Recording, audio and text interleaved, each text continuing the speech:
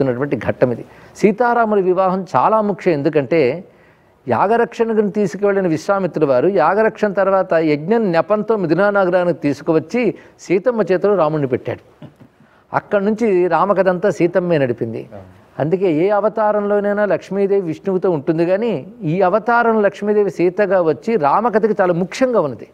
ఇంత ప్రాధాన్యం ఇంకే అవతారంలో కనబడదు. అందుకే సీతారాములు ఉభయుల్ని కలిసే మనం నమస్కరించుకుంటాం. సీతాయాపతయే నమః. శ్రీరామ అనే మాటలు కూడా శ్రీ అంటే సీతమ్మే అని చెప్తారు. కానీ సీతా సహితుడుగా రామచంద్రుని ఉపాసించాలి అని మనకి ఉపాసన శాస్త్రములు కూడా చెప్తున్నాయి. అందుకే వారిద్దరి ఏకత్వాన్ని సంబంధించిన ఈ కళ్యాణ ఘట్టాన్ని భావన చేస్తే చాలు ధన్యులమైపోతాం. అది ఈ కళ్యాణ ఘట్టంలో ఉన్న వైభవం.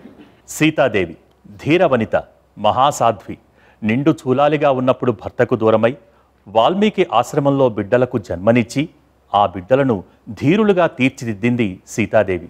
వారే కుశలవులు.